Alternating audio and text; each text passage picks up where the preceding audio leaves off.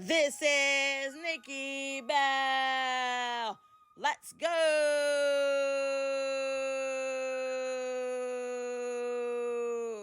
Alrighty. So, today we're talking about part 3 of business failures.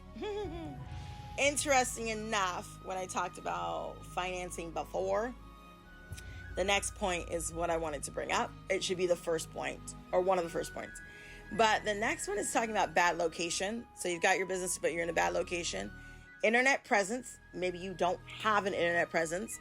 And then marketing. Okay, so a bad location is pretty self-explanatory. If your business relies on, foot traffic in a particular location, these are things that you should be investigating and researching before you go and buy that commercial building or buy that spot, downtown somewhere or in the middle of town or next to, the college, if you're in a college town, whatever. You should be investigating, researching, surveying, asking around different businesses. And sometimes you haven't even bought the commercial building. What you've done is you're leasing it out. And so you want to go to different areas of town where you know that you are going to be the most successful. Ask, people who are possibly leasing the building, how much they're paying, if they're willing to disclose that information, because you were thinking of, having a business there. And hopefully that business is somewhat in the same genre or similar to the businesses around you, or maybe it's unique in different and stands out. And that's fine too. Just make sure that you kind of are able to make profit, right? Wherever you're at. You don't have to blend. It's okay to stand out, but make sure that you're able to create profit and have that revenue come forward based on the location, which is the foot traffic. And another word to describe is, I like to say, ingress and egress.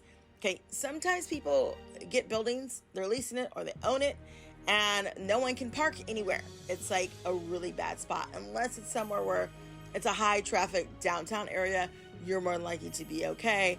But if it's somewhere else in the city or you live in a country town, but there's just nowhere to park, then that can be a problem for your business, because then you're going to get less people coming to your business because they can't get to your business.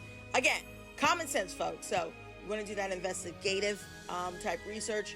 You want to be asking questions, doing survey, whatever you need to do. Also, your internet presence. Okay, you need to have one. If you're a business, have one. My service, my business is a service, so it's a lot of word of mouth. It's a lot of referrals. It's a lot of knowing people over the years. So I am a little bit different in that way. What I'm talking about is businesses, like a standing business or even a business that's online. You want to make sure that you have an internet presence, and you want to make sure that you're keeping track of that internet presence. You may not have a marketer that can do that. Maybe you took a class on it, right? On how to build a website and have traffic to, your website and how to keep track. And that's great, and your what is that called? CMR is where you keep track. I'll look it up and tell you later, but it's where you're able to keep track of people, their names, their contact information. Sometimes you're able to make a note. It's a particular kind of database that's used. I know Salesforce has it.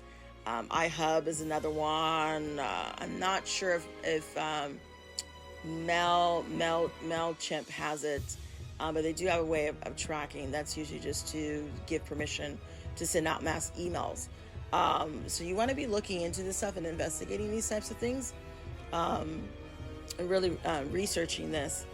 So back to my point. The next point was under that was marketing. Okay, so marketing isn't always like you have to go out and get a marketer. Some of you self-market, and that's okay. But you want to make sure that the content is relatable to your audience that you're putting out there, whether it's on social media. Maybe you have created a store on the internet. That's great, because that's going to get you more sales. But you want to be keeping track of everything. You want to be able to pivot and change if you need to, depending on what it is that you have out there, your product that you have out there. If you are a standing business, right?